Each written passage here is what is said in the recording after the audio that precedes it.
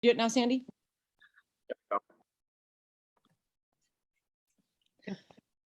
Hello and welcome to Learning Reimagined. We are so excited to start the year off and have back our teacher panel. Welcome, everyone. Thank you. Hi, guys. Sandy, why don't you go ahead and reintroduce all of our teachers here today? I would love to have them introduce themselves and share with us where they're, what if you're at an elementary school, middle school, high school. I know we have quite a representation, but I'm just so excited to launch 2022 and just, hear everybody's reactions and just their goals for the year. So I'm going to get started, and Lynn, I'm going to start with you, and I know you're representing Northern California for us, so please share. Yes, I'm Lynn Locke, and I teach 4th, 5th, and 6th grade SDC special education. That's different than last year. I was informed last October that when I came back from break, I would have a new assignment. They were collapsing my class. So I have a different population than last time we talked. You do. I swear you're the queen of pivot. They're so lucky to have you. I'm excited to hear about what you've gotten to and that is something I want to discuss today too, because that is just shocking to anybody. You go to work and hey, guess what? Your job is changing. I mean, she changed locations, she changed curriculum, she changed age groups, everything. And she had no choice in the matter. It just happened and there she goes. So I do want to touch on that a little bit, but let's finish up with our introductions here. Carol, why don't we hear from you? Happy New Year, everyone. I'm Carol Alvarez. I'm working in Southern California as a kindergarten teacher at Ontario Montclair School District. So fantastic. Thank you, Carol. And Joel. Hi, everybody. My name is Joel Peixoto. I'm the proud principal of of a middle school in the public school system in Northern Nevada for the Reno Sparks area. Good to see everybody. Happy New Year. Happy New Year. Happy New Year. So Lynn, let's get back to this. So tell us, is this normal in public education? Well, I like to think no, but yes, probably. So my class size was down to 6, and I had a partner teacher who had 9. So because we have such a teacher shortage and we had several special ed classrooms with no teacher, they approached me and said they were going to collapse my class, combine the two. And because I had the lower seniority, they told me, here are the openings in the district in special ed. Where would you like to go? So I looked at the list and I just decided, to go into my current position. So it was nice that they gave me a choice, but not ideal because I did switch locations. So I had to move over my break, switch curriculums. I was teaching 18 to 22-year-olds, and now I'm teaching 10 to 12-year-olds. So big shift. A little bit of a shift. And you had to spend your vacation moving. I did. I'm not one who can start off a brand new school year, or in this case, classroom, without it being inviting and fun and welcoming. So I had to do some portable renovations. Not only does that show such flexibility and mobility on your part, but I can imagine the students that you were so used to having, they were used to having you as well. And to go in after break and not have you there, that's an adjustment. Right. I do. Because I taught adults, I still get a lot of text messages. They do, want to keep in touch, which is awesome. And then, coming into the new position, the hard part really was that they had roving subs for a whole quarter. So that was awful. There was learning loss, of course. And then just, the trust issue, it took a while, but we're a quarter in now, so it's going okay. Well, it's amazing that our teachers have been, gosh, I mean, you guys have a hard job to begin with, but this past 2 years has just been so much on all of you. And that's nothing that I would have ever even considered, is having to do a job change in the middle of all this. So it's just, those kids are very lucky to have you. Thank you. But speaking of all of the pivoting and the craziness of it all, Joel, at the middle school level, now we're in the midst of Omicron, and I swear, the first wave of when this all was starting 2 years ago, I did not know a single soul that had coronavirus. And now I'm hard pressed to find somebody who hasn't had some variation of it. Sandy and Lynn, I think are, oh, and Carol, oh, good job. But it's crazy to me. So what's going on in your school? How the shortages do you have your PE teachers having to teach math? I mean, what's going on?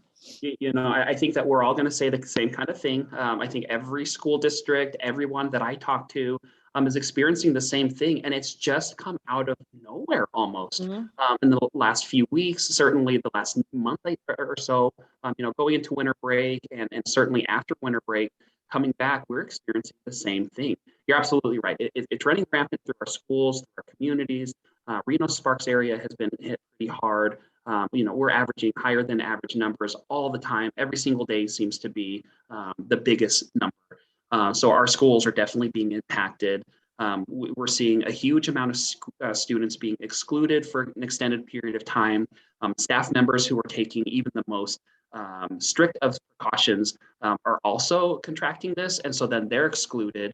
And so then with the labor shortage just hitting the nation in general, it's impacting us as well. So at the same time, we're not having substitutes into our classrooms. Teachers are having to prep cover as much as possible. Administrators are stepping into the classroom. And I'll tell you guys, as much fun as it is coming into a 7th grade class and helping my team out, I am a terrible English teacher because my background is math. And so these poor teachers are coming back and having to undo all the stuff that we as professionals in other content areas are trying to go into. So yeah, I think all school districts are seeing the same kind of thing where we're kind of just rallying together and using the resources that we have and trying to stay as positive as possible. So it's not super great times, but I think that, we have learned to pivot, if anything, for the last couple of years. And this is the new pivot for 2022, I guess. Yeah, I absolutely. And on that, some school districts are collecting these days and calling them snow days, depending on the region. There's some schools, like, for example, here locally, I have Clark County, and they just announced, I think it was 2 days prior, that they were doing a 5-day pause. So with our 3-day weekend, they added a day on each side just to help kind of get everybody healthy again as much as possible, because administrators are being asked to come and teach kindergarten or, fill in the blank. Right. And it's definitely been a village trying to keep things afloat. Yeah, it has been. It's humbling, and it's great to see how our communities come together. So our school communities really support each other. That family aspect it's really brought us together. So that's been the creative positive out of it, I guess. Yeah. Carol, what are you seeing with your kindergartners? Well, I'm a classroom teacher, so we're impacted by attendance. I had, and on average, these last 2 weeks, 5 to 6 students who are out. So what ends up happening is I have to play catch-up game with them. And if, depending on the student, I can't, actually, I should say, we're editing that. What was his name? Sorry. Jake. Jake, yeah. Okay, Jake. All right, Jake, we'll take that out. Yeah. As a classroom teacher, I'm impacted by attendance. So the students who are out aren't receiving any instruction and they're receiving independent study. But as a kindergartner, independent study requires you to have a parent who can be there full time, and we don't have that. So they're doing homework, but it's assignments that are probably repetitive. It's a district packet. You can create your own packet. So I am sending a few things home, but it's not like having your classroom teacher support you with the skills that you need to be ready for the next grade. So that's how we're being impacted. My school is not, because they're covering teachers who are out or for other reasons, they're covering classes. Our intervention for the school has been impacted. So our teachers and students aren't receiving the intervention time that students would be pulled out. And so kids aren't getting intervention like they usually do on a regular basis. And so that's a bit challenging because, again, the students need that. So there's a few ways that our students are being impacted. I did get to talk on a positive note, I got a box of N95 masks. I mean, that's the only thing I could think of this week. That was pretty awesome. I didn't have to go out there and buy it. Thankfully, I've been healthy, so I haven't had to leave the classroom or my students. Good. And my children have been okay. You That's know, great. because as a teacher, if your own children are sick, you do have to leave the classroom as well to take care of them. But I do have to say, you know, we're still, as a person who's been vaccinated, we still have to be in the classroom even if we test positive. I don't know if you all know that. Are you So kidding me? let me repeat that. So if we don't exhibit any symptoms and we're COVID positive, we are still able and have to work. And a lot of people are very shocked about that, but I'm it's shocked. My probably why jaw's I on the got that ground right now. N95 That's mask. crazy. Probably why I got that N95 mask. Yeah. But that's teachers themselves are very concerned with that. And so that's where we're at right now. Whoa. Is that I a have a neighbor who's, Not new. No, it's been since COVID began. I have a neighbor who is a nurse in one of the local hospitals here, and she tested positive but was asymptomatic, and they said come to work anyway. Mhm. She says in a hospital, like Yeah. it's dumbfounding. Because, you know, for whatever reason, I don't know, but I would assume because of shortages, because that's the only thing I can think of, really, the only reason why, because there's no one to cover your class. Right. Right. Well, and that leads me to a year ago, we talked about learning loss with COVID and having the school shut down and all of that going on. And now I think we're facing a whole different cycle of learning loss. And this group of kids is, it's scary to me to think about. And then the burnout for the teachers. I don't know how everybody shows up to work every day. I don't. Well, the 3-day vacation came really nice, at a really nice time. We were ready for it. There's just so much uncertainty. And I don't know how you all keep it going. We just do. You just One do. foot in front of You the just- other. One foot in front of the other. Lynn, I know you have school-age kids. How are they doing with the adjustments? Well, you know, I feel like we're sort of on the verge of another something, stay at home, or That way. It seems like we can't continue. We have teachers who are home, and so you're splitting classes. So then you've got 45 to 60 kids in one room, which again is just speeding the spread, because they can't be even 1 foot apart when there's 60 of them together. So it's sort of like a cyclical thing, and I think we're just going to keep seeing that. So my kids are doing okay. My daughter, my oldest, is heading back to college tomorrow and has to be negatively tested in order to get back in the dorms, which I think is great. And so at the college level, they're seeing something different. But both my boys are in high school, and so far so good. But like I said, I think we're heading into kind of another scary time.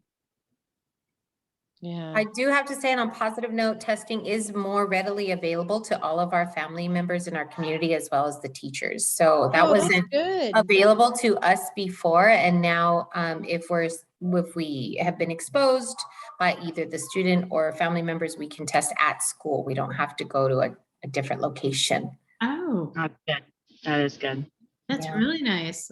Because I don't know about you all, but trying to find those at-home tests, oh my God. Or even the PCR tests. I was trying to get my daughter and myself tested this week, and there's nothing. I was doing 100-mile radius for the next 5 days, and I couldn't get anything. Well, and students were returning or can't return until they get the results of the test. We never got a positive test, so we're totally safe.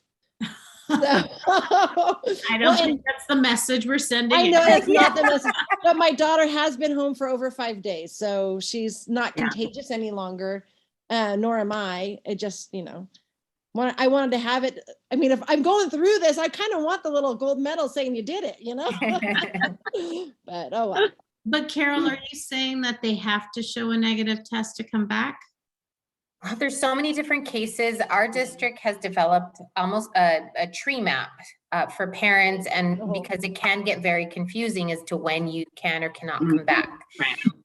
And I don't have it memorized, to be honest, so I cannot tell you Well, it exactly what changes too. It's it changing does so change. quickly. So what I do know, if a child, and it's also depending on whether they were exposed at home with, and someone at home is positive, and they're not vaccinated, they do have to stay home. But here's it, to talk about this I would have to go through every single district. So I would suggest to parents, if you're concerned with when you should or should not come back, check with your district. Most districts, Joel, you can confirm this, we do have a tree map that states if you're COVID positive, if you're COVID negative, if you have someone at home who's positive, what you should or should not do, how many days you should or should not stay at home. Yeah. Yep, Carol, we have similar tree maps too. We have a flow chart that's been available to the families for the last couple of years. It's changed all the time when our school board ratifies and changes the protocol. Just recently, there was a board meeting this last Tuesday where they looked at some numbers, got some guidance from the CDC and the health department and whatnot. So we're seeing similar things where the exclusionary period went from 10 days to 5-day exclusion, which will help to get students and teachers back. But the concern is now that these families and students and teachers might still be infectious, which means that there might be more exclusions as a result. So we'll just see over some time on how that's going to play out. Because by the time we find out, symptoms are starting to subside, but the student attended while infectious, and so then it's the whole cycle of contact tracing and seeing who the student was around. So it's a little bit difficult still, but yeah, you're right, Carol. Every school district, every school should have some flow chart or a protocol on what that looks like. Please reach out to your schools or certainly the school district to see if you get some more information if you have any questions about what that looks like for your student, your child. I'm thinking by the end of January, we'll have herd immunity because like everybody has it. I mean, we've got to be getting close, right? You know what? I don't think you're wrong about that, Allison. Yeah. I think that there actually might be something to that. We read so much. I think that you can find an article that will go one way or another, or whatever you're looking for. But in this case, I've also heard that might be the case with this variant in particular, where we all receive this or contracted in some sort of method, and then it will show some level of decline at some point. Right. Yeah. I've read that it's might be what we need to get, past this hurdle. Is this whole Omicron is going to be a blessing in disguise. It is fascinating. It really is. It really is. Tough way to start the second semester of the school year, though. Speaking of starting the new semester and the new year, I want to talk about goal setting. I know that's something that we really preach within our company, and I do it personally. I try to encourage my kids to do it as well. I learned probably when I started doing leadership classes in middle school, how important it is to write down your goals. And I've pretty much done it ever since I was probably 10 years old. The goals have definitely changed, but it's something that I look forward to the last week of December and the beginning of January to really just focus for my year. And I'm just curious, what do you guys do? How do you approach a new year? Anybody? Well, for me, I mean, it's sort of, I don't really think of January as a new year. When you're a teacher, and I've been in school since I was 5 now, which is a long time, a new year to me starts in August. So Yeah. that's, I'm on teacher brain schedule. So for me, it's not a new year, but at this point, it's like the downhill slide for this year. And so what do we want to accomplish by the end of the year? That's more where my mind is. And for me, I really just want to get away from what I'm doing right now, which is individualizing 10 kids things and using curriculum I make up every day.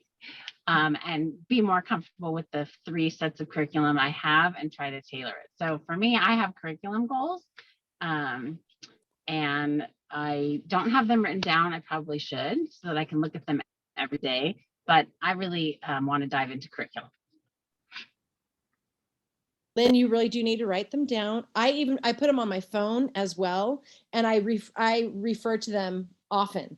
Sandy and I do it. We share them together, and then we'll go back and forth. And I check them quarterly officially, but I check them throughout. I would really encourage you to do that.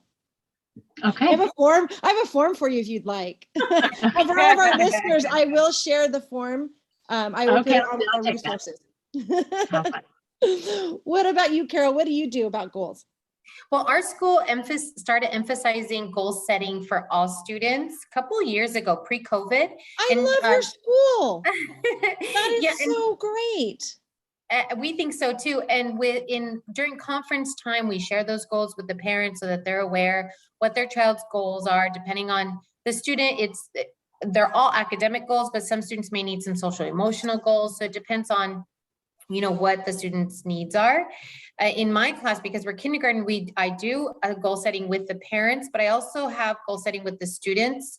They get to color in their specific goal, and it's as simple as I can share my toys to I can read CVC words, and so it's posted up. And as they meet each goal, they color the picture, and they can see how many goals they've achieved that trimester, and they change per trimester because our academic goals change and progress as the school year goes on. And then as a school, we have the 3 R's: being respectful, responsible, and ready to learn. So our principal every morning, he repeats those goals for all students to attain every day. And we have positive tickets that go out to the school. So we're pretty goal driven at our school. That's one really good thing that we do, and it's very positive. And then for myself, I do the 3 S's: something for myself, something for my soul, and something for someone else. And I try to do that every day. So you're like, Carol, oh my God, you are a role model. You are so I don't know about that. genuine and awesome. I love it. I don't know about that, but it does help me. And even though I don't get to those every day, it just refreshes my mind so that I make sure that I'm feeling complete, because as you all know, if you don't, then you can't be there for everybody else. So Okay, so just the 3 S's: something for myself, something for my soul, and something for someone else. yes, so something for myself would be as easy as like getting your nails done, or giving yourself 15 minutes to just take a breather. And my hiding place is my new closet. So well, it's not new, it's a couple years old, but I feel like I can go in there for a minute and just have time for myself to do whatever I need to do. Something for my soul would be prayer in my that's what I do in my household. And something for someone else, I feel like as a teacher, we do something for someone else every day. So that's covered pretty much. But it might be something that, I get the coffee ready for my husband, or little things. I'm sure have read Pay It Forward. So it's a book like that can really help students understand doing something for someone else. Yeah. Oh, I love it. I love this, how you simplify it, and yet it's just so critical to every day. You can incorporate it every day. I love that. Yeah. For some people, exercise is included in that. They do that for themselves. I think it's really important for the students to understand, and for you to understand, that when you don't set those even just simple goals, or see that there's something in the future that you're trying to attain, you feel a little lost. Where am I? What should I do? How can I be better? So I think setting goals helps you just be better. But I love that you started so early. I mean, kindergartners, that's just, you are doing such a huge thing for these kids, life lessons. I mean, that's just so great. Well, when I have to admit, when it was first introduced to us, we're like, really? Goals with kindergartner? Well, and I think incorporating it with a parent is so important, because sometimes as a parent, we're stretched in so many different directions, that's really nice to kind of just bring it home. And the kids often hold us responsible for things too. So well, and we had this conversation last time, is parents always ask, what can I do to help? And so if it's very simplified and organized so that they can see what they need to get to by that trimester, whether it's reading a CVC word, they know that's the one goal they're going to focus on, and that helps them work with their children at home. So yeah, it gives them something concrete. Right. And it's incredibly helpful. Absolutely. I think that's just, and I think it's so great to give them that ownership too, the little 5-year-olds, for them to say, hey, I met my goal. That's a big deal. That makes them feel like a big kid, and just gives Well, them and ownership. we cheer in the classroom when a student attains a goal, and we make it a big deal. It really is. I Yeah. love it. I really want to. And then there's no surprises at conferences. Yeah. Yeah. There really isn't. Now, What about Carol, you, Joel? do you, Your level. well, I think Carol speaks for all of us because we do exactly what Carol does, right? Like we're no, I'm teasing. Could we say that the goal for first teachers, first of all, like nationwide, is just survival, right? And like, how can you do something that Carol does, just take care of yourself? It's such an important aspect right now. So yeah, as a principal, my eye is always just on that student achievement and performance. But if anything, that the pandemic has shown us in the last couple of years is the importance of that social piece of school. And we've known it's always been there, teaching students about character development, how to work with others, that collaboration piece. We even emphasize it with teachers and working together. So more than ever, I think that we're still continuing to focus on that.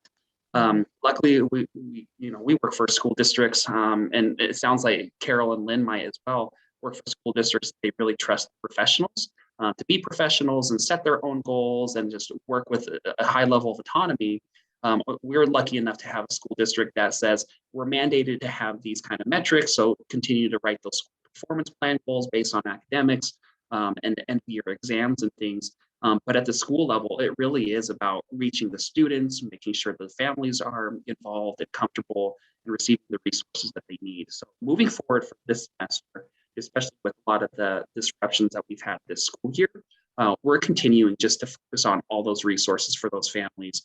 Obviously, we're an academic institution, so we still have those those requirements that we still have, but that social emotional aspect is huge at our school this year as well.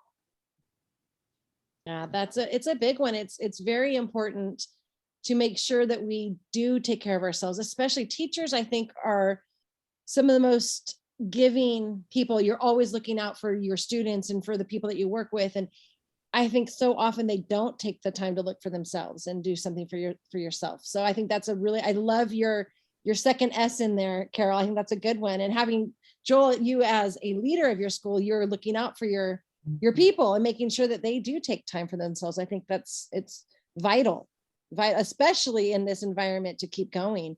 Yeah, thanks for saying that. It's more than just lip service too. There's a lot of jokes on social media. If you check out TikTok or anything, they call it teacher talk when there's a whole bunch of threads about teachers and administrators really talking about self-care. We need to stand behind that. So as school leaders, if we're just saying like, take care of yourself, but we're not providing those opportunities to take away, additional things on teachers' plates or give them time or reinforce any sort of gifts that we can do. Anything that's small goes a long way right now. And so I hope that administrators listening or anybody looking to go into administration is thinking about how can you really validate the work of others, because a small comment or a handwritten card goes a long way right now. It really does. Just all of that can make such a big impact on our day-to-day. So thank you, Joel. And I don't know if Sandy has shared this with this teacher panel or not, but one of her goals last year was to send out 3 cards every month. And it was every month, right, Sandy? Yeah. And so, she did that. She would just do a quick little postcard, like handwritten, real, like old school. And do the real stamp and yes. Because I don't know about you all, but often when I go to the mailbox, it's just bills or just reminders of stuff or advertisements. And so it's just nice to kind of get a handwritten note. Now it's not anything long or it's just a note piece or something, but it allows me to stay connected, and I just love that. Being the recipient of one of her cards, it makes your day. I mean, Sandy is a smile just personified. That's what Sandy is. And so to get a card from her, it brightens your day. And so I'm going to try and do that. This whole sickness totally threw my start of the year off a little bit, but that's one of my goals this year too, Sandy, is to do more pen to paper. And so Yeah. I thank you for that inspiration. Well, a big part of that is making it easy. So you just on your desk, make sure it's just prepped. You've got your stamps already. So there's no excuse. You just have it all pretty handy next to you, whether it's just postcards or whatever it is. It's just nice to share. That's a great idea. Yeah, it is. I made the goal within our workplace to send out birthday cards. And so I made sure 2021, everybody got a birthday card on their birthday with a gift card for something. And so it was great. We did a really good job with that. And I want to continue that, but I also want to do some more personal ones as well. So I started with Christmas cards. I made sure everybody got Christmas cards, but just because cards, I think really, they make a difference. Those are fun. They really make a difference. So that's a good one, Sandy. Thank you. Another one that I love is, I don't know if I've ever mentioned it to you guys. There's an author, his name is Jesse Itzler. He's a speaker that Sandy and I both met about 5 years ago. And he has been such a driving force for us personally, as well as professionally. And he has a giant calendar, and he's had it his whole life. And he takes his giant calendar with him wherever he travels. He writes out his goals, his plans for the month.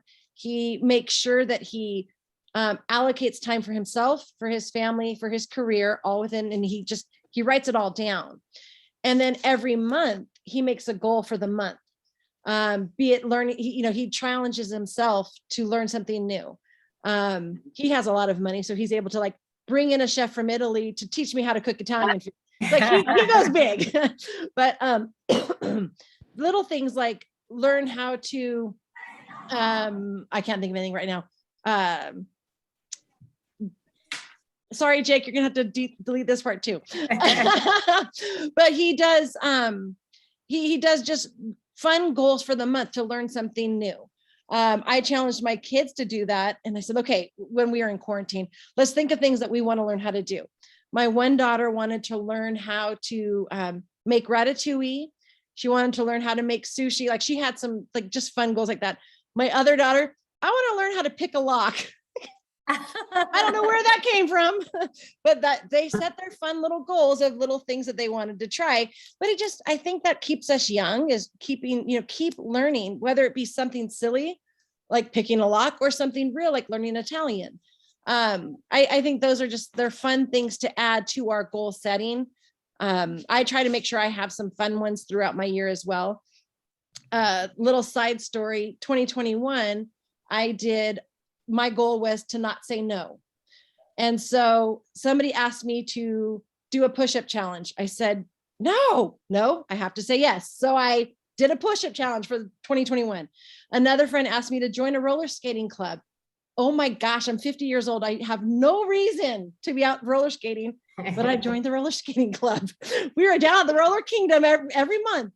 So it was but it added so much joy. It was just fun to take the pressure off and just say yes, try something new.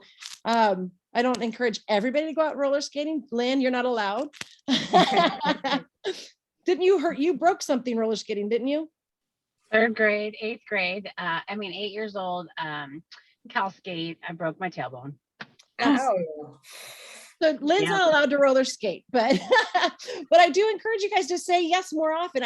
All of our listeners out there, I shared that at our last podcast, I believe. Just try new things. It don't take life so seriously. There's one thing that I think we've all learned from this pandemic is that there is so much heavy and there is so much that we can't control, that we really just need to find the joy where we can. Don't take life so seriously. Yeah, and there's so many things online that we can also do. And so it's, other than Netflix, of course, and other, but there are some visiting the museums and just really kind of thinking outside of our normal box. Mm-hmm. The other thing that Jesse Itzler does, going back to what Allison was saying, is he encourages his young kids. He's got 4 young kids, I believe, and just taking risks. And I don't know how often we do that. So it's more than just saying yes to new things, but also have you ever done this, and let's make that happen. And so just so that we can kind of start to go beyond that comfort zone that is just so, a cushion for us all, whether we're 6 years old or whether we're 50. So just really testing our own boundaries and feeling confident to be able to try something new.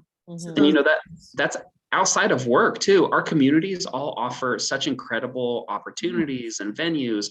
Like, why wouldn't we take this opportunity now to go patronize our community and get involved, to take those risks, Sandy? So thank you to both of you, for Sandy and Allison, for shaking things up and starting this conversation on goal setting. I think it's really nice to talk past the pandemic, what we're doing at work. And when we're talking about self-care, like talking to other teachers like this and saying like, Carol, I really love this. I'm going to steal your ideas on self-care and infuse that in my lessons and things that I pass on to my teachers. And just listening to what you guys are doing throughout the country is just really heartwarming and inspirational. So thank you for those reminders. Yeah, of course. I ask people quite often, like, what are you doing for you? People like, what do you do for your job? What do you do for your life? What do you do for you? I think we need to change that narrative a little bit and ask people, make them more aware and conscientious of taking time for yourself. It's not just okay, it's really encouraged. We really, it makes us better people when our soul is satisfied as well, So I want to know, what are you guys going to do for yourselves? I'm going to start with you, Carol. What are you doing for yourself? Well, I teach Zumba, and that's for me. And I think I mentioned this last time, and I'm giving up. I'm usually the baseball team mom, and I'm there every minute of my children's activities. And I'm still going to do that, but having to teach Zumba is taking away a little bit of that. But I feel like I mentioned before, if I don't, I feel I need to be whole and strong so that I can be there for my children. So, and my students. So when I'm not mentally sane, I can feel it in the classroom. I can feel like the day's going not as positive as it usually does. I think grabbing the idea, Sandy, that you mentioned about having and Allison saying yes to new opportunities. I think I can incorporate that in the classroom as well. Teachers can, by giving the students the power to say yes to their day. And today I asked a student, what's your favorite part of the day? And they said recess. And I said, why? He said, because I can do whatever I want to do. And so giving them that power in the classroom, I think, would give them a sense of control and happiness, and allow them to fill their soul and their self, and in turn making them more focused and engaged in their learning. So I thank you guys for that idea. I'm going to have a yes day, actually. I love it. I love it. Lynn, They're what going to about ask you? me, and I'll say yes. Sorry. Okay, good. Lynn, what are you doing for yourself? I actually think that I feed my soul with my friends. I feel like I like to read, those kinds of things. But for me to really fill my bucket, as we say in education, I like to spend time with friends, whether it's go for a walk, get some coffee, or just get on the phone. I think I rely heavily on my friend group to pull me through. Love it. Joel. I do a lot to fill my bucket too, similar to what Lynn does too. You keep your friends close. And so a couple of things that I do, just like Lynn, I live close to downtown. So I like to take long walks downtown and just see what's going on. And then my friends and I get together once a week to watch The Bachelor. And we do this so then we can drink really good wine and experiment with food. So I have a friend who's a foodie like I am. And so we take turns at her house or my house, and we make some food, just new recipes and things, and watch The Bachelor. So then whether the food is really good or bad, it's either the show's gonna be good or bad, or the food's gonna be good or bad. There's always wine, and we always have a good time. So, silly things like that, really fill my bucket too. I look forward to that every single week. But, I also get bored and stagnant. So I started a doctorate program last school year, and I'm proud to say I'm starting my dissertation this semester. And so that kind of stuff is really exciting for me because it helps to impart some really good information and keep my teachers. So, I do a lot of different kinds of things. Thanks for the question. Can I ask what your dissertation is on? I haven't solidified it yet, but it is Okay. going to be something along the lines of social justice and equity work around educational leadership. There's just so much now. So I'm Yeah. gonna try to stay away from the whole data piece and all that kind of stuff. I think Yeah. it's been a little bit overdone and saturated. So I'd like to do something with the human connection and where's education going now? Oh, that's Oh, I phenomenal. love it. Oh, I can't wait to learn more, Joel. That's Oh, exciting. thank you so much. Okay, Sandy, you're not getting off of it. What are you going to do for yourself? What is one of your goals What am I doing for myself? for yourself? Yeah. Oh, well, I always do the read something every month, read a book every month. So I've definitely started that and doing well. And yeah, I don't really know what else. Okay, so I'm going to work on Sandy. She needs a goal for herself. Yes. Sandy is one of those people who does for everyone always. She is like the perfect sister, perfect daughter, perfect friend, perfect parent.